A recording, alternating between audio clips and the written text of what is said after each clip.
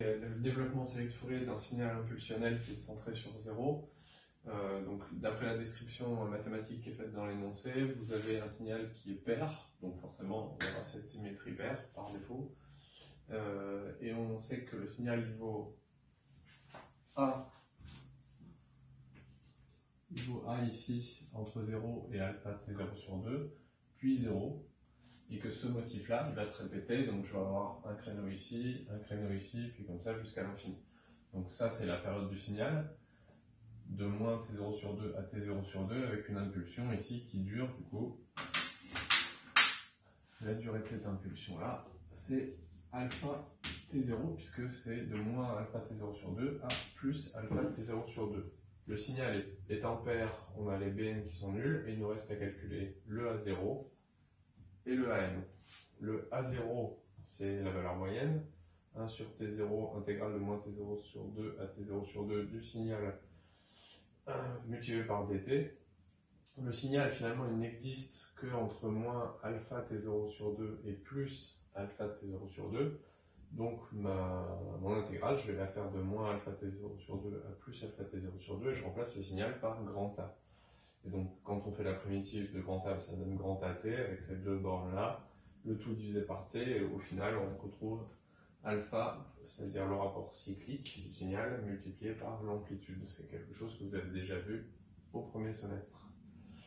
Voilà, donc ça c'est assez facile à comprendre que la valeur moyenne, si le alpha vaut 1, on a tout le temps A, si le alpha vaut 0, on a tout le temps 0, puis entre les deux, la valeur moyenne c'est alpha fois A. Maintenant, on va s'intéresser au calcul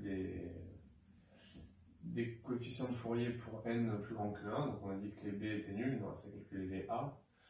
Je divise tout de suite l'intervalle d'intégration par 2. Donc, au lieu de faire de 0 à t0, je fais de 0 à t0 sur 2. Et au lieu de mettre 2 sur t0, je mets 4 sur t0.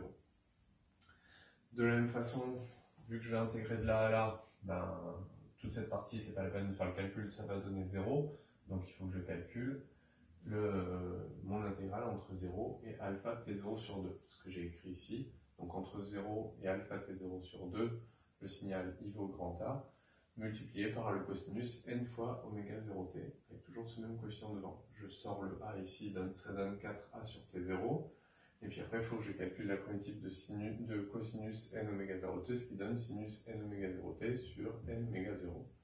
Et ça, je dois le prendre entre ces deux bornes là. Quand on fait l'application numérique, on va avoir cette borne-là qui va donner ça, moins sinus 0. La borne ici, elle va donner 0, donc j'ai qu'un seul terme, c'est quand je remplace t par alpha t0 sur 2. Et donc, ça donne ça. Oméga 0 fois t0, ça vaut 2pi, divisé par 2, ça vaut pi. Et donc, il va me rester ici dans le sinus n alpha pi. Et devant, de la même façon, t fois t0 oméga 0, ça donne 2pi. Ça, je vais simplifier ici, ça va me donner 2a sur npi. Donc je retrouve ce terme-là, 2a sur npi fois sinus n alpha pi. Comme on me demande de mettre sous une forme d'un sinus cardinal, en fait, il faut que ce terme-là, je le retrouve ici. Ici, ce qui me manque pour avoir la même chose que là, c'est alpha.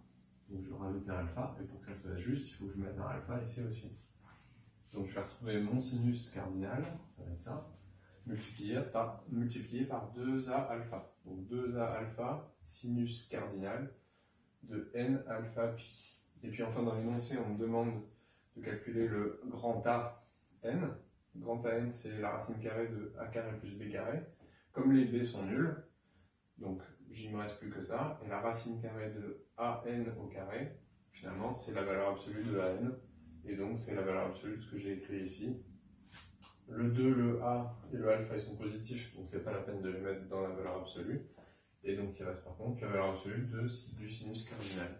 Et ça, ça va vous donner la densité spectrale d'un signal impulsionnel, c'est quelque chose que vous allez retrouver plus tard en SE ou en NR. Voilà.